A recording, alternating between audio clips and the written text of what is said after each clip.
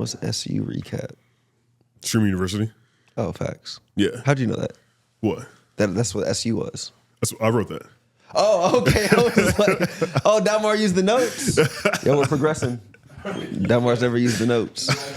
I was like, yo, I've never seen this before. Yeah. All right. Yeah, the Duke stuff is interesting too. Yeah. All right, now I appreciate you, my boy. All right, so you got that. Yeah, honestly, this is basically like a DreamCon, like 2-week recap. So I'm cool with that. Yeah. All right, bet. So here we go. 1, 2, 3. Hey, what's up, everybody? This is Ryan. And Dalmar. Yo, we were back with commentary. It has been a crazy 2 weeks, to say the least, in the lovely space that we get to work in, being gaming, content creation, bro. We missed you last weekend, bro. Yeah. You know, a little, you supposed to pull sickness. You were sick for real? Oh, for the last shoot, yeah. But DreamCon, yeah, that was all of it. Yeah, you were sick. That's fair. That's fair. Yeah. I'm glad you're feeling better. Appreciate it. But I was talking about Houston. Yeah. I mean, it looked lit. Bro, it was great. It was great, man. I don't know if you want to give a quick recap of like no, we your can. experience. I think, honestly, for those that don't know what we're talking about, because we haven't even said what we're talking about, DreamCon. So DreamCon, RDC founded, my opinion, is probably one of the best cultural events in the country at this point. I mean, personally, I have no major DreamCon slander. My complaints have nothing to do with the programming. It is very little nuanced things as like an event planner that I notice. As just like registration. That was a whole thing we'll talk about. But DreamCon as a property, bro, I genuinely like it. It is a collection. So for those, again, for unfamiliar, the first year that has been in Houston, the first 4 years, I believe, first 5 years potentially, we're in Austin, Texas. So it was dope for it just be like in a more culturally relevant city. I think Arlington before that. Yeah, I didn't even know DreamCon was when it was in Arlington. Like I found out a few years ago when it was in Austin. So you basically have 3 days of nerd culture, right? Anime, gaming, comic book, tabletop games. They had nerd, like weeb mingle, like nerd meetups for speed dating. It was a whole, literally just activation. And it's great to see us in these different spaces. But the reason that we was out there, we had an event Friday night. So we had a trap sushi event on Friday night. We also had a day party on Sunday as well. Those both went well. We had over 900 people show up to both. So that was like great turnout. But like I was telling you before the show, what was dope about the Friday night activation is that we had this local Houston brand. They're called First Line Brands. So they sell the evolved products, so like do-rags, hair bonnets. And as you know, the anime cosplay community, do-rags and bonnets, like it's a big thing. Traveling, even a part of the the cosplay itself. So we built we had created these custom do-rags and bonnets that we gave away at the event. So it was really dope, bro, just to see like these creative ideas and things come to life. But yeah, you definitely got to pull up to DreamCon next year. Have you gone before? I've actually never gone, which is crazy because I'm from Arlington, lived in Austin, and have not made it to one yet. But seeing from the outside, like watching all the streams of people being in Houston and seeing how it's upgraded, from being at the I forget the place in Arlington what it's called, but Eastport Stadium, I think it's called. Yeah. And then Austin, the convention center. But like Houston, it just seemed like there was, level up to the basketball game, actually being at an arena, just all the elements outside the con, that aren't, in the main lobby, main room where like the most of the program is happening. Right. And yeah, I mean, you mentioned do-rags, like, with my, new hair, like, I feel like this is exactly something I'd be looking for. Literally, this is the one time I actually expected you to wear something on your head. I was like, because we had this amazing do-rag story. This man came in with like a clean new hair. Nah, but kind of even looking at the weekend, it was some really high moments too. So it was dope. Big part of the moment, Megan Thee Stallion. So she was there to kind of 2 activations from what I saw. She did a live stream from YouTube's lounge. So she was playing Sims with other Black female creators. And then also shout out to Story Mode Bay, who moderated like an amazing fireside chat with Megan.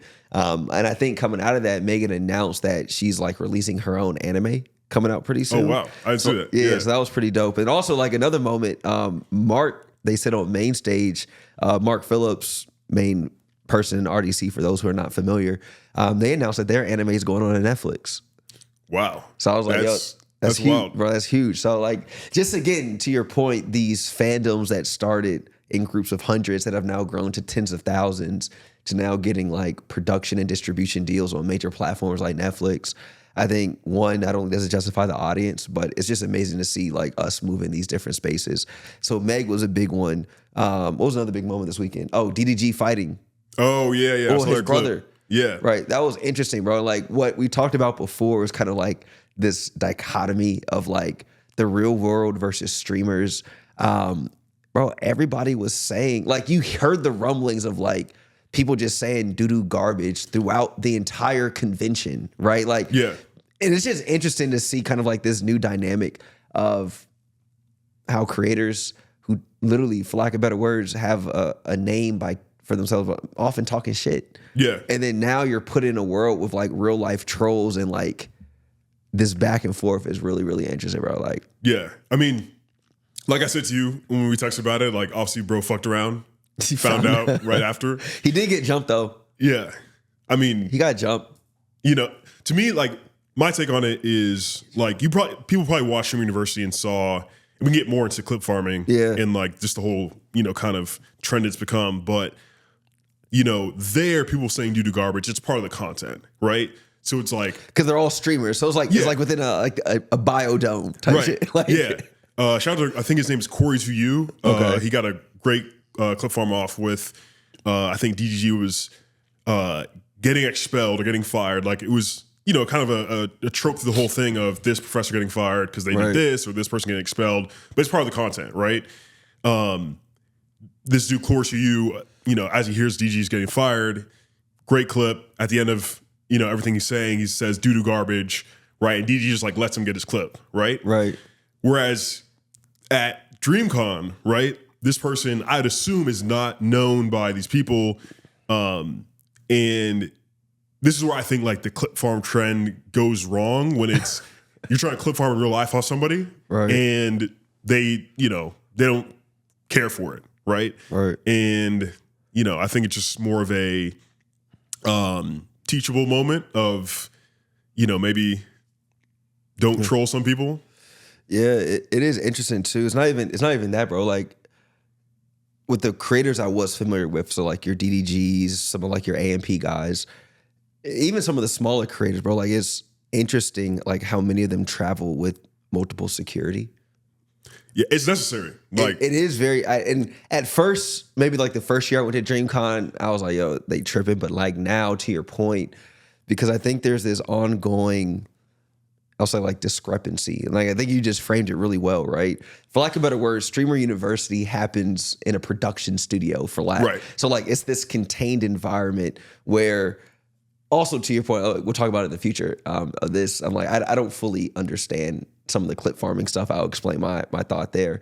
But yeah, if I'm watching this as a fan, I may replicate the actions I see repeatedly over online because it seems to be acceptable and like that very fine line. So like even DDG, I think in that moment, he had like 2 or 3 guys with him in addition to like his brother and like whoever else was there. Right. And just seeing kind of like the need of how these people are being sworn, but like that level of, I don't want to use the word respect because I don't think it's like, I don't think that's the right word, but like that level of acknowledgement that they're real humans in the way that you see in music and sports. And you see it often in music, like when fans rush the stage, but it's usually to like it's never to attack the person. It's like, yo, I just seen someone run on stage and hug Cardi and like Cardi just like, yo, get off the stage. But I appreciate you. But it's just really interesting. I think over time, you're going to start to see more of these occurrences because the streamer community is also teaching the audience how to act. Right. And I think that's a really big part of it. My question to you, bro, flat out, what is your thought of Streamer University? I mean, I think it was incredible for a cohort of creators. Oh, yeah? Okay. The ones who are great clip farmers do have a lot of just like general presence in an entertaining persona. Mm-hmm. Even if they're small right now, they're able to kind of use this opportunity to grow themselves, right? But at the same time, I think there's others who don't have necessarily those personas and they didn't see the same levels of growth as other creators did. I mean, my biggest, I guess, critique of Cxmmunity University is that what I would have wished is that Kai's stream would have been more programming led. Mm-hmm. So, for example, if he had hosted a Kai Jeopardy or something like that, and had the smaller creators on to give them more shine being on his stream, rather than what it seemed like was more people kind of left to their own devices, which some creators, again, like they really took advantage of it, but others didn't, right?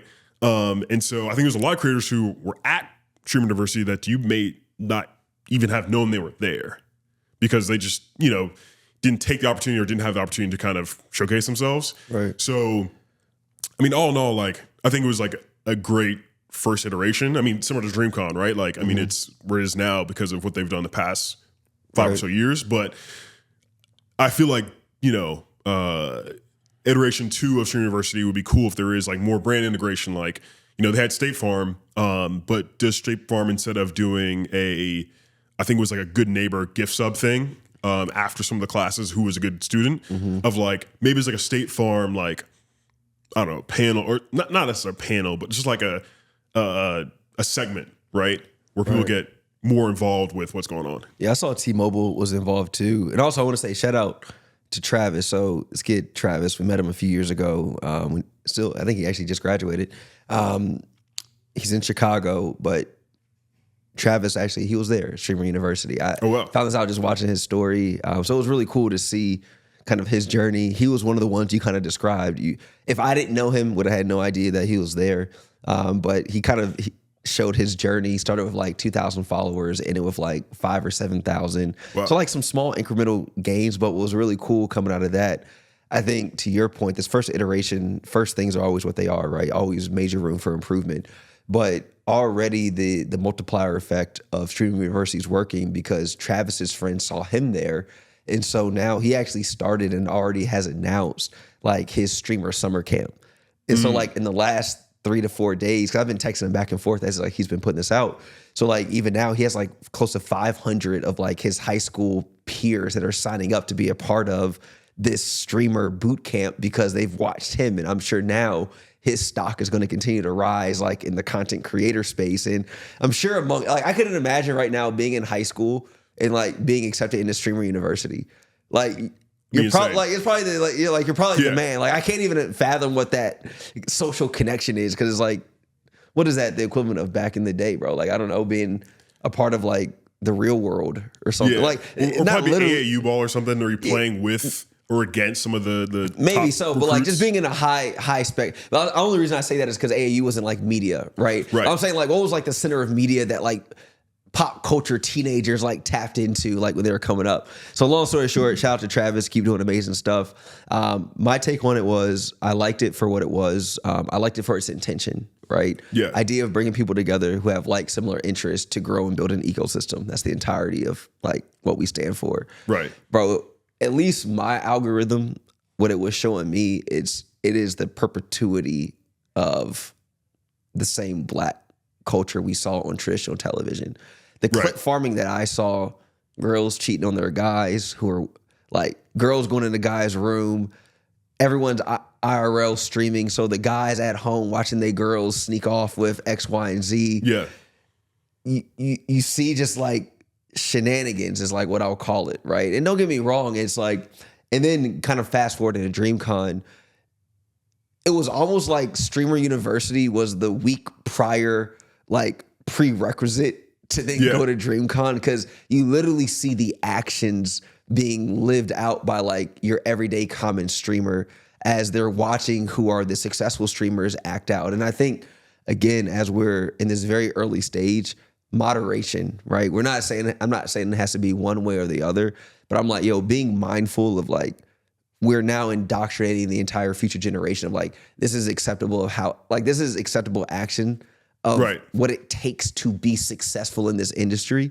And I just think some of these actions got to be monitored a little bit more closely, bro.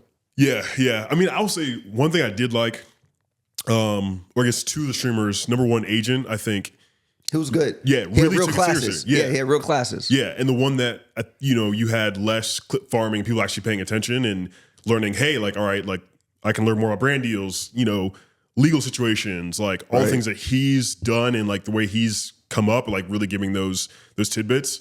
And then I'd say Reggie as well, kind of seeing him in like specific situation where there was two streamers who had some sort of beef, him coming up, I think her name was Kaiwu's, and kind of taking her under his wing, right? Of like, hey, you know, like I know there's some, you know, not great stuff that was going on, being said about you, those type of things, but like you're my dog now, like you're with me, you know?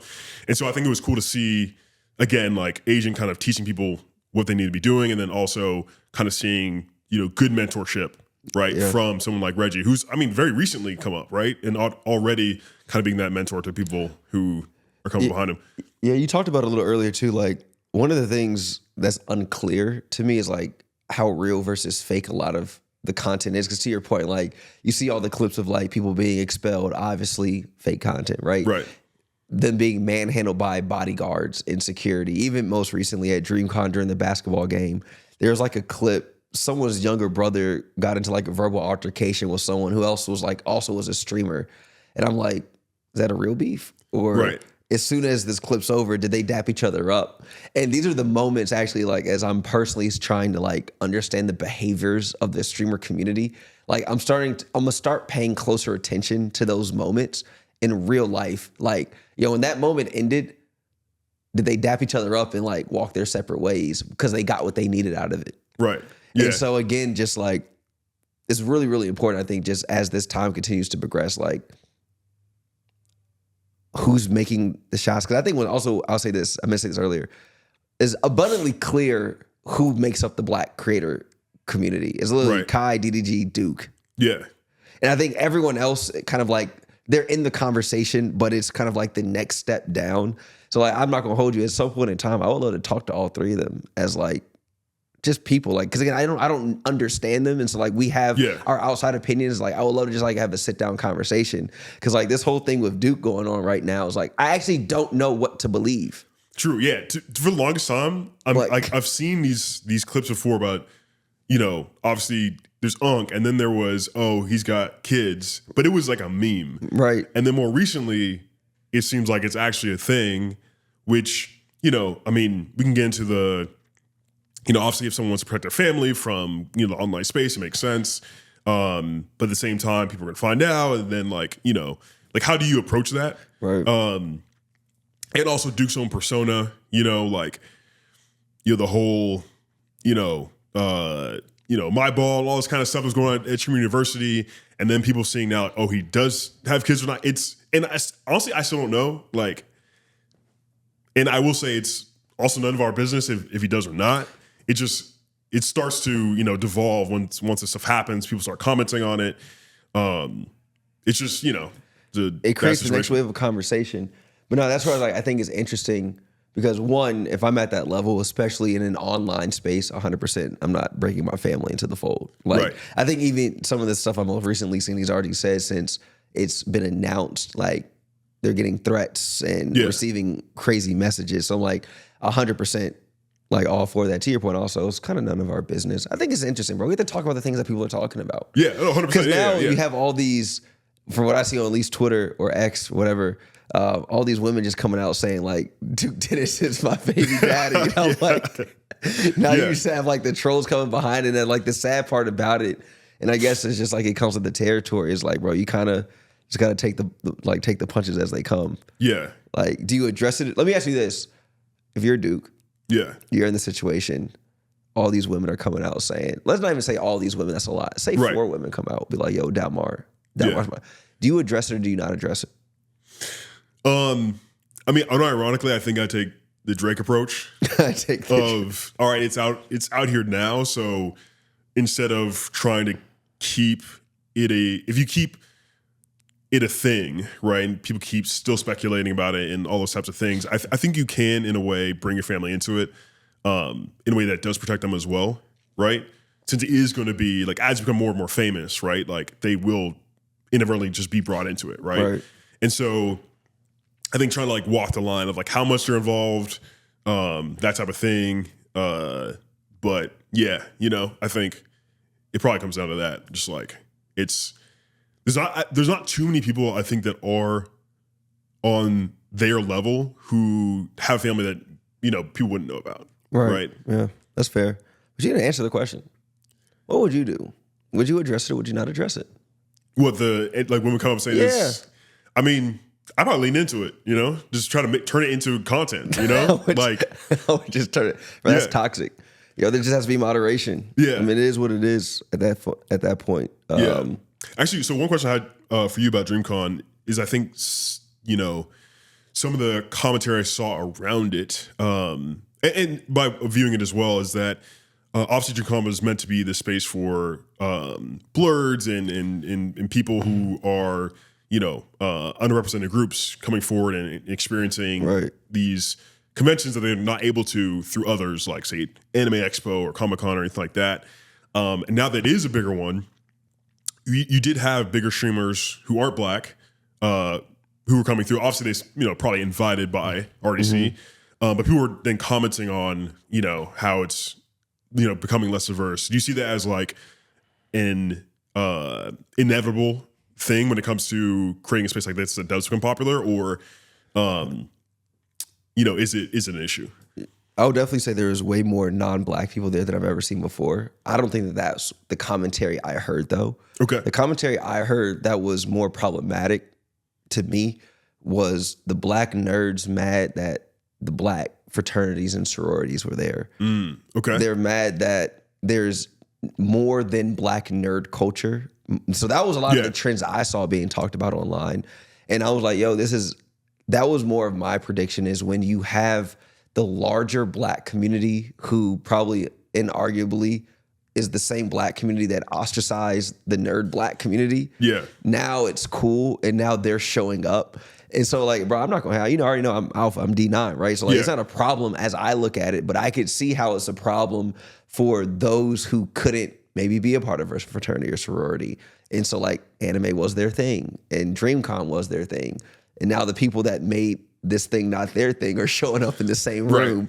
And now they're getting highlighted over kind of like the black culture because they represent a larger perspective of black culture. Right. So that was a lot of the commentary I heard was around the non-nerd black elements that are now being a part of DreamCon. And I'm like, yo, we're definitely having the wrong conversations. Yeah. Yeah. But it was really interesting, bro. Funny enough, you bring like this came up. So it's a cosplay thing, right? So I saw a few young ladies that were wearing like AKA gear. And it was just, first off, I don't believe that anyone would do it if they wasn't a part of the sorority, but it happens all the time. Yeah. And I just still to this very moment don't know if they were a cosplay or they were real AKAs. Wow. There's no way to know. Yeah. At a cosplay convention. Right. I mean, it would be weird to cosplay as someone in a sorority. But what I'm saying is people portray all the time in D9. Like people all like there's women like bro, you can literally just go to probably stores in LA, you can go buy D9 paraphernalia. Right. Okay. Yeah. So like it's a big thing, especially for those who like may have tried to get in that couldn't get in. Yeah. And it's still a part of them. So like you can go buy merch if you're not a part of the organization. Yeah. So I just had this funny reoccurring thought this whole week, and I'm like, yeah.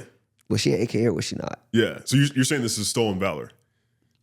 If she's not a part of the organization. Okay. But I was like, this is the one place where like it actually could be okay to not be it and to rare it.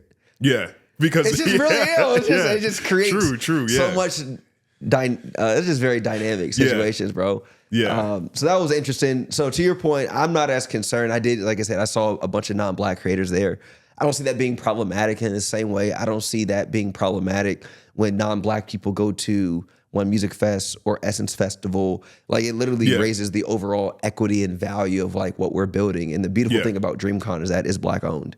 So like the more people that go, just the better holistically. Yeah. Yo, can I tell you a story that's it was actually inspiring in the beginning. It just turned out to be just like flat out embarrassing. Damn. So, we're not creators, bro. Often we're behind the camera. Ironically enough, we're doing this podcast. This is like the one thing. So the whole weekend, I'm like with the homies, Karima, Keats, Trap Sushi. Everyone gets recognized. Usually people don't acknowledge me. I'm like, it's fine, bro. We're not creators. I understand. Yeah. So literally last day, I go to DreamCon. I'm doing my last round, just like walking the floor, saying bye to people, my homie at YouTube, whatever. So I walk out DreamCon, and this dude catches my attention. He's like, yo, bro, what's up, man? I'm like, oh shit, bro, it's my time. So it's the moment. So I'm saying, what's up? So mind you, we're like 5-7 feet, like right outside the convention center. So we end up talking, and learning what young bro does. He lives in Houston, aspiring creative, got his fashion brand going. But mind you, he's not at DreamCon. Like he's literally just in the city of Houston. So he talks to me, telling about community, what we're doing, get into a real dope conversation. He's like, bro, I'm not gonna hold you. I wasn't expecting this. I'm really like what you shared with me, super inspiring. I haven't met black men that have done work what you do. Bro, watch this. So in the middle of his sentence, the doors behind us open, that nigga runs straight in. No way. And I was like, I may be the lamest person at DreamCon, bro, because he didn't care about anything. He just wanted to get in the conference. I mean, I was not going to say that. But facetiously, I say that, but I was like, I thought I had a meaningful conversation. Right. My man literally drug it out as long as he needed to for someone to open the door. Yeah. Bro, I lie to you not, in the middle of the sentence, my man said, all right, bro. he just left. Bro. And I left DreamCon and I went to the Trap Sushi Day Party, and that was kind of like the last I was in the convention center. So. Yeah. I mean, you know, I think we talked about the last part with Aaron, the Third Door book with like, there's like you get inside through like the cook who lets you in the side door. You know, if you can't get through the line, you can't pay your way through the VIP. Sometimes you got to be nice to someone. So I think you were the third door. He was like, I'm not gonna hold you. This is my way in. That bothered me for like the next 3 hours. Yeah. I was like, damn, bro. I almost had my moment. It was the finesse. It was the finesse. I'm not gonna hold you, bro. I'm not talking to nobody next year when I'm outside the convention center. Hey, bro, like, hey, let's walk like 15 more feet this way. Yeah. Like, I learned my lesson. Designated speaking zone. Yeah, just designated speaking zone. No one is finessing me to get access in that manner ever again, bro. I just felt so used. Yeah. I mean, like, I wish shame on that man's clothing line. I wish shame on that. That's crazy. That's crazy. I mean, you know, I don't think I've ever done like a third door like that with someone that like actually, you know, have some sort of like inspiration from, or like do want to make a connection with. You know, usually just like a random person that you know, try to like and be upfront with them, like, yo, this is why I'm here. Like, I'm not gonna, you know, pretend to do something, then just run in. You'd be like, yo, I'm trying to get in here. You like, you might help me out, right? And be like, oh, sure, yeah, facts. I'm not gonna hold you. So like that was a part of it too. Yeah. Because, and honestly, now I'm thinking about it, I could have put 2 and 2 together sooner. Because what he was trying to do was trying to find just different like the questions he was asking, it was like, it seems like you want to be inside. Right. And I'll be real with you, to your point, had he not did what he did and just asked the question straight up, bro, I had an extra pass on me. Damn. Because we asked for 4, it was a lot going on. They ended up giving us 5. Okay. So I, literally the whole weekend I just had an extra pass on me. Yeah. So I was like, young men, I think a lesson here is sometimes just ask a question. Yeah, be upfront with what you want. With your intentions. Yeah, don't beat around the bush or the way the world works is that a blessing inside of that place was blocked for him because of his approach. Yeah, especially if he is, you know, pushing a fashion brand. We just talked about working with Evolve, all this stuff. Trap Sushi Day Party is about to happen. It could have, our relationship could have carried out. We did exchange socials. I'm not about to hit you up. Right. Especially like, even like thinking about, you know, the whole like kind of fashion brand. Because you know, one thing I will say, I feel like there's a lot of people who like, that's their idea, right? Yeah. People create a new fashion brand. You know, let me get in front of people. And like, I'll see like Duke, for example, he'll do like he'll like do his like PR package openings, right? And everyone's sending him clothing, right? And to differentiate yourself between what's good clothing, what's not, like it's so hard. And like, you know, I'm trying to think of his thought process of like, let me get inside and then like I'm gonna run into Kai or Duke and then like I'm be like, yo, you should check out my clothing line. It's better than these other 1,200 clothing lines you've seen already. Like this is my moment, right? Rather than having a more genuine connection, right? And potentially having a better process. Yeah, because what he also doesn't know is that his trip was going to be short lived because there's 2 security checkpoints immediately on the other side of the door. So I was just looking at this young man like, some people just lost, bro. Yeah, it is what it is. But I would say that too. Going back to like you said, fashion. Yo, the expo hall was phenomenal in my opinion, bro. The amount of artists, clothing brands, podcasts, knick-knack things. Like, I don't even know black people created this much stuff. So like I actually spent a lot of time just like personally going around introducing myself to a lot of people that were vending. Because I think about like as we're building out future events and stuff, I was like, some people have really dope like retro arcade displays. I was like, yo, it could be cool to have something like that at the Kickback as an example. So no, man, DreamCon was dope. I think there was one more thing I wanted to tell you about the weekend too. We talked about it a few weeks ago. I'm the VIP line. My God. So Saturday night, AMP had a party. It wasn't, I don't think it was attached to like DreamCon. They had their own thing, bruh. To see all of the people that had to be first or that had their mans inside, I was like, bro, we're back in that era. Yeah. We're back in that era. Cause I'm like, how do you determine outside the top 5 who's next up in line? Right. And I think, there's going to be a lot of the industry got to figure that out for itself. Yeah. I mean, I think one thing that I would love for people to really understand is that just being in the room isn't necessarily like a win, I guess. Like, getting inside and yes, there could be opportunity there, people to network with, things like that. But, maybe seeing the person you meet in line right next to you, that is a better opportunity than somebody inside, right? Because I feel like everyone's just thinking about Kai, Duke, Phantom, Chris. Like, let me get in there and like be around everybody, right? And be like in the scene. I kid you not, like I don't know if it's the same event, but I saw like videos of it, of the pool party. And it was that was Sunday. That was Sunday. Okay, yeah. It was mad people standing around, right? Which, I mean, conversation for another day, I think is the change from 2012 pool party to 2025 pool party with streams everywhere, Instagram everywhere, and like people going from, being in the pool, dancing, having fun, to standing around, playing, I think Cardi's talked about it, like Cardi B, like at the club now they play The Weeknd, they don't play dance music, right? Because everyone's in the section getting bottles, because they want to be seen. And yeah, it's like, I don't know, just it feels like everyone's trying to be in the scene, right? Rather than, again, trying to make genuine connections or, actually like, derive some sort of value from it. You seen that the pool party, and again, it was a clip, so I don't know how much real or not it was, but it was a woman that had told, I think it was maybe Ray, some other streamer at Duke's party, that someone had paid someone $10K to get Duke stabbed. Did you see that clip? No, I didn't see that. Yeah, look that up after this. But what I'm saying is like, was that for a clip? Or is his life really in danger? Yeah. Is his life actually endangered? Yeah. I don't know. And this was like, it makes me concerned because like, I don't know if anyone knows. Right. Because like, I don't know why anyone would want to hurt a streamer. Yeah. But people crazy. Right. And I'm like, how do you measure your life in these scenarios? Because I'm like, I'll be real. What I will say compared to like the former celebrity, like famous class, I do think these streamers are extremely too accessible. Oh, absolutely. Absolutely. Like, too many people know where y'all live. Too many people know where you live. Too many people live stream from your actual houses. You see these clips every other day of like fans just pulling up in troves to like AMP house. I'm like, they got to work on that, because it's like, y'all have to make a decision. You can want to be outside, but it's like, one, if you want this level of fandom and fame, you have to know like there's severe consequences that come with this stuff, right? Yeah.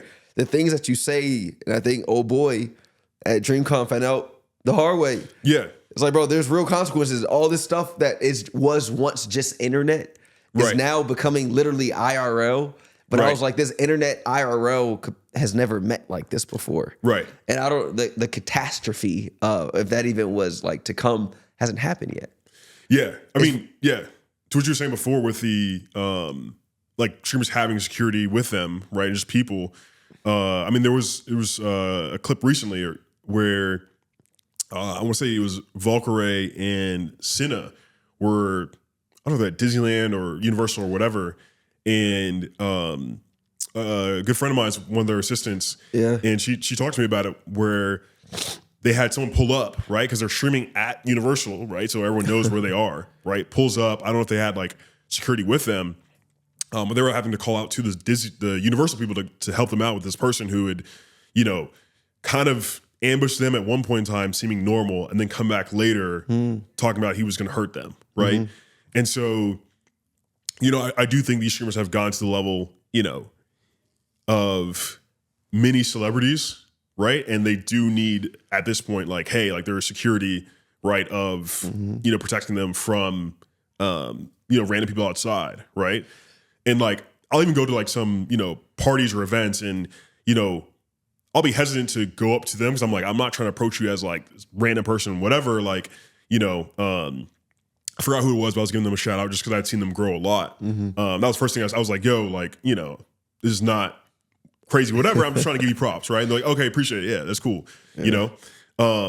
But I knew because we were in this party event scenario, this feels more like a safe space for them, right? Right. And so then outside, you obviously don't have that. And yeah, it's like, like if Rihanna went anywhere, like of course she's gonna have people with her because she literally can't go anywhere in the world without being noticed. Correct. Right? Like literally, it could be, I don't know, Laos or something, right? And people are gonna swarm her. Yeah. Right? So yeah, again, I think to your point, it's just, kind of understanding the, side effects of, being internet famous. Yeah, and it's interesting too, because I do think the fame extends beyond these meetups, right? Yeah. But it is interesting because like in DreamCon necessary, 10 blocks into Houston probably unnecessary. Yeah. Because the recognition still isn't fully there for everyone. I think the only one at this stage, if you want my honest opinion, that's crossed over is probably Kai. Yeah. Because like most of the streamers, I would say Duke included, could go to like non-black spaces and not be recognized. Yeah. Like I think Kai is getting to that point now where like he's getting actually pretty recognized and as just like a major talent. Even most recent, like what's it coming up? It's like Fanatics Fest, I think, is coming up in the next few weeks. And there, LeBron showed the shot. Yeah. Like Kai's doing that with like LeBron and Paul. So I'm like, he's crossing over. So like people outside of just like black internet culture and hip hop culture like recognize his face. I think what was interesting watching him come into camp, because where we were, like, we didn't buy a section there or nothing like that. Ridiculous prices, bro. Yeah. Damn near try to charge us $200 to get in the club. I'm like, that's crazy. Got to be kidding. I was like, got to be kidding. But when he walked in, no joke, probably 8 security, not regular, like big. Yeah. The rest of the group, I didn't see Duke come in. He may have came in this one moment that I wasn't there. Right. The rest of the group didn't have that level of support. Agent did for sure. Yeah. Kind of, sort of. The rest of the streamers that came in, though, it was funny because like they had this side entrance that were kind of, because like they had that deal with Bang Energy. Yeah. So Bang Energy had like this kind of corner where they were giving out samples, and right next to that is where we were standing. There's like this entrance where talent, so like we're literally watching the talent like walk in all night. And it's just funny to see like certain talent feel like they need more. Like one, I don't know these guys' names at all. I apologize for those because we're basically just talking about ghosts. Right. But like one boy just come in and he's like, wait, he literally, I heard him ask for like, he needs more security to like walk in. I'm like, bro, literally no one knows that you're here right now. Bro, like, that's wild. Yeah. Like you don't get the Kai treatment. Right. And I'm like, I don't know at what point or what is the mechanism that kind of sets this list, but I know like in hip hop or like in sports, it was like the ESPN Top 100. Yeah. The problem is right now, everyone thinks that they're him. Oh yeah. A lot of non-hims think that they're him. Yeah. And a lot of hers think that they're her. Right. No. But they're not. Absolutely not. Yeah. And it's just cool to see it in real time, like these things develop.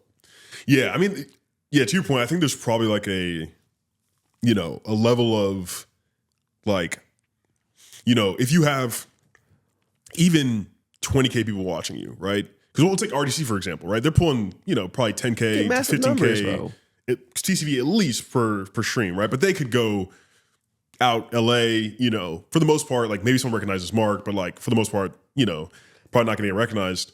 And then you can get up to 30K, like, probably like Agent, and you start to get, maybe recognized by a few people, but that is still a massive amount of people watching you, right? Correct. Like, I would never imagine, me being a streamer and getting to that level, right?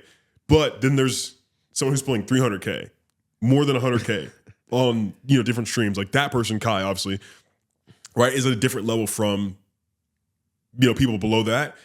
And so even though 30K is still massive, right, and you feel like the man, it's still a different level when it comes to like, what's the word? Monoculture, right? Like before, like there was, everyone knew who Elvis was, right? Michael Jackson, right? But now we don't have monoculture anymore. It's hard to know like every single celebrity. So you can be big, in this pond, right? But when you get to the bigger scope of things, it's like, who is this person? For most people. That's what like, don't get me wrong, 20, 30K is a massive amount of people, but it's just disseminated all over the world, right? Yeah. So it could be 1,000 people in Montana, 3,000 in LA. And so that's where it's like, but again, when you have these super communities like DreamCon, when you bring all of that together, that's where it becomes amplified. And over time, I think more of these things are going to kind of come to be. I'm really excited. This is what I was going to say earlier. I couldn't remember. It's really dope. They did a video. So Houston gave RDC their own day. Oh, so, yeah. I don't know if it's RDC Day or DreamCon Day. I can't remember kind of like the reference. But that's when you actually know you're starting to shift the culture. Right. That you have real impact and that what you're building is actually impacting a lot of people. I'll also say from last year to this year, at least from like the sponsor board that they have, significantly more brands involved. And I think that was really exciting. I would imagine, not going to assume that like UTA has some level of involvement there and like getting more people involved. But nonetheless, I think now moving forward as a lot of the non-blacks, because a lot of the non-blacks I saw, I would actually say it was less on the creative side and it was more on the agency brand side. Okay. So like you saw more of like, you can spot out a marketer like from a mile away, and especially at an anime convention, right? So I think now what you're going to start to see is more general understanding of like how they can grow into the space. So next year I'm really interested, but again, not to beat a dead horse, because we talk about it basically on every episode, like we need to get it in the same way that they're getting it, because our getting it is still tied to content and parties and events, and it's not tied to fundamental business, right? Yeah. So DreamCon's good, AMP's good. Am I missing anyone? They're good. Yeah. Everyone else kind of got to like find your footing. Oh yeah. Like within like how this whole thing operates. But it was cool. See, shout out to Karima Supreme. Oh yeah. I saw she won the Call of Duty tournament. Yeah. It's awesome seeing that. I also say it's just really cool. Just a quick, I guess, tangent. It's dope to see people grow. So this started with the comment of Karima and just watching what she's done over the years. But just in general, man, even at the Trap Sushi event Friday night, our big creator community, there was like 7 of them that volunteered their time to like help manage some of the front door. And then you just start to piece together like, these aren't just like creators. Like we're real people that have built real community. And I think oftentimes in internet culture, you forget kind of like, these real ties actually do matter. And even for us, it's like very rarely are we bringing together our community that much. You're talking about maybe 15 times a year. So in those moments, it's just always dope to recognize like how many people are invested, involved in working on their individual journeys, that are building their own communities, and just seeing everyone come together. Like it just gives you kind of like goosebumps when you're there. Yeah. Because it's like the thing, like we always say, it's like, the thing we're missing when you're kids that you get as an adult. But it's like, bro, DreamCon is like is a magical space, man. And like, I'm glad that someone started it just to prove that there is an appetite for this, just like there is for Revolt World and Essence Festival and these other properties. Because a few years ago, bro, even being there, like I'd be like, bro, I wouldn't have thought nothing like this is possible. Right. Yeah, and it's great to see it's obviously creator owned, because as we talked about in the last pod, like creators that we've seen across the board, like, take Mr. Beast and, Ember Chamberlain, and all these people have, launch products, launch stuff on Amazon, and all these different things. And you have creators who are in the millions of subscribers on YouTube. Again, they're getting 10K plus viewers on Twitch. They aren't seeing the same shine. Right. They aren't getting highlighted in the, the different upfronts going on when they're actually, still at the same level, right, of these other creators, right? And especially because even if they are on the same level, right? They have a very engaged community, Right. Like again, worked with the brand in the past that when they worked with Mark, one of the key things they found out was they had more engagement on the post that came from Mark than what came from this traditional celebrity, right? And kind of realizing, hey, okay, like maybe we should do more with this person because they're obviously bring more to the table. But hopefully, again, as you said, there's more brand partners involved. Like more brands are seeing that hey, okay, even if this person isn't bringing 100 million views per video that they're posting on YouTube, there's still a lot of value to it, right? And maybe it's just for me, but I think the one cosign that I would love to see is Sprite, because since Sprite's just been, I think, connected with Black culture for so long, like if we start seeing you remember the Drake Forever Sprite commercial where if we saw that from Kai, we saw that from RDC World or something like that, that would be dope. Dope to see. Yeah, bringing back retro commercials with newer talent. Yeah. No, man, I think you have it right, spot on. And also I'm being mindful of time. Just so everyone knows, this week, it's my fault I was late. And our production team got to get out of here in a little bit. They got a workout class. I got to respect people's health. I will say this weekend, though, too. So DreamCon was last weekend. This weekend, we actually are activating the first gaming experience at the BET weekend. Yeah. So that'll be downtown Saturday and Sunday. Also, I'm excited, bro. I have a panel. We have a panel there Saturday at 12. So I think, to my knowledge, at least as it was communicated, this is BET Weekend's first gaming integration, right? Yeah. So as we talk about the nerd blurred culture DreamCon world, now we're talking about the epicenter of what actually is Black entertainment, right? I'm really blessed and thankful that we get to sit right in the middle and play on both sides of the fence and have influence in both spaces. But I'm really interested this week to see how, I'm using air quotes, the traditional Black audience is going to react to some of the gaming programming. And what my biggest observation is going to be is how does the traditional main Black audience engage and interact and get excited versus the nerd Black audience. And I think coming out of, and I think it's just so ironic that these two things are happening back-to-back weekends because coming out of this, I feel like I'm gonna have a new understanding of how to continue building in this space that we're tapping into. Because it's funny, you led the conversation with there's traditional, you said about the non-Black people at DreamCon. What I was talking about was the other elements of Black culture that are now coming into DreamCon. So I'm I'm really interested to see kind of what the reaction is going to be, and then also how BET reacts and what their interest becomes in gaming after a weekend like this. Yeah. Yeah, no, it's going to be incredible. I think the big thing for me is, one thing that was the most eye-opening thing was seeing the Marvel Rivals tournament. That was dope. Thinking about Marvel as this bigger entity, IP-wise. Obviously, you've got actors who are Black in Marvel, all these different things. Yeah. And I think how, a lot of the player base, at least from what I've seen from content-wise, there's I don't know if you've seen recently, there's Ultron is the newest I haven't seen. character. Bro, Marvel's not my game. Marvel Rivals not my game, bro. Fair enough. But, the trend right now is they're bringing out Shoot from Block Boy, right? And because he's got this emote that looks like he's shooting. Yeah. Or doing the dance. And how those coincide and because Marvel's this bigger IT and it's because it's, becoming bigger in gaming, and there's a huge player base that is Black and multicultural, does that kind of make the connection more than other games have in the past, right? Yes. And so, we'll see. My answer is yes.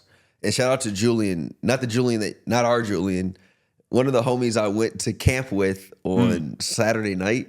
He was Mark's pair for the Rivals tournament. Oh, wow. Yeah, so he won with Mark. Okay, that day in the Rivals tournament. So that was cool, talking to him about that experience. Yeah.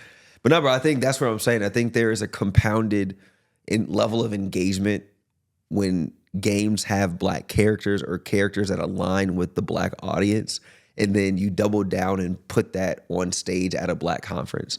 Right. I think the content that comes out of that is significantly greater, and also than even non-Black communities, because there's this shared additive interest, because like you see yourself, and then it's also just something that's so important to you.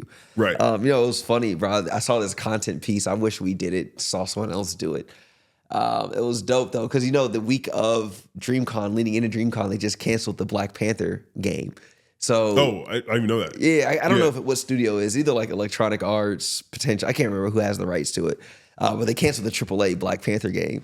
So like you could see all these people walking up to Black Panther's cosplay. Like, damn, bro, your game canceled. Like, we thought we was going to like get tapped in. Yeah. So no, it's just funny. But also I was saying, like, I think that's a big opportunity. So one studio just canceled the development. I wish in Magic Euphoric World, a Black development studio could pick up the rights to build the actual game out in the way it should be built. So that way we have one for us by us. So that would be the perfect title to do it, more than anything. Yeah. Speaking of that, it was dope because I think we have to get out of here in a second. True. Out of respect, I will say, at least one of my last comments, the amount of Black game developers. We have to find a way to use, like, here's what I'm talking about. Streamer University, I think to your point, there should be segments. And it should be about amplification of not just a few people, but the entire Black gaming multicultural ecosystem. So at Streamer University, the biggest streamer should be playing the indie Black games and making them popular and getting them downloads. Yeah. Because that was like the one thing I was thinking about, like, as all these guys are out there vending and like doing demos. I was like, bro, you literally, your core target audience is here, and the talent that would be the talent to promote this is here. Yeah. Why are y'all struggling? I'm not talking to the developers. I'm like, why are we struggling to figure out how to get you support? Right. Like, there should actually be programming more than just a demo area of a game. No, put the game on the main stage. Yeah. Like, literally make people play the game, stream the game, talk about it, because there's just more equity that needs to be built versus, because like I'm watching my homie, he from Charleston, they were out there all weekend. And I'm like, it was dope the amount of people that were lined up to like test it out. I was like, this should be easier for you. 100%. Not like, not like it should be like you're doing something wrong. Like, the process of you being successful based on this ecosystem should be easier. Yeah. For you to take that next step. I agree. I just watched State of Play from PlayStation. It was a great showcase. I don't know if you saw it. But if you had that, like, RDC State of Play, right? And you're showcasing these games. There's a ton of indie games that PlayStation shows. We got chill, bro. You're giving out too much right now. Fair. But good concept. Yes. Next thing you know, you're going to see all these big brands, and me and Dalmar out here giving away business ideas. That's fair. And we're just chilling. But to your point, it should be a lot simpler. Let's work on that. The path is there. Let's do it. The path is definitely there. But look, y'all, I feel like usually at this stage in the conversation, we finally warm up, and then we really get into it. But no, we got to be respectful. As we mentioned, we were supposed to record at 4:45. I had to push it an hour, had some stuff come up, and I was still late. So, crazy. But we will be back next week. Actually, some things I've told you about with the podcast that we'll be able to announce pretty soon. Okay, yeah. As far as growth opportunities with a pretty cool podcast partner that has reached out and they want to move forward. Okay. Dude, I shouldn't do that. That was crazy. That's like the little jump. Never mind. Yeah. Elon Musk is on my mind right now. What they got Not Elon. I mean, he's crashing out today. Bro, they are crashing out. Damn, I wish we could talk more about this. Yo, let's just leave it at that. Let's just leave it at that. Because, between now and next week, there actually could be a lot more to talk about in that scenario. Yeah. But look, we about to get out of here. We actually, if you want to come, you can still pull up to the BET thing. Let's do it. So we're doing that, y'all, but stay in touch. For those that have been listening, we're almost at 100 followers. Yeah, Thank y'all. Yeah, look, because we thought we was down, we was only at 90 followers, you know. We're not growing. Once you pass 100, it's, once you pass 100, you're at 1 million, bro. Yeah, true. You might as well be at 1 million. So need to get security in a minute. We got to get security in a minute. But yeah, we'll definitely catch y'all. We're going to record next week, back to full length. We just wanted to give a quick little DreamCon recap. So we will catch y'all. As always, we thank you. We'll talk to you soon. Yep. All right, we out of here.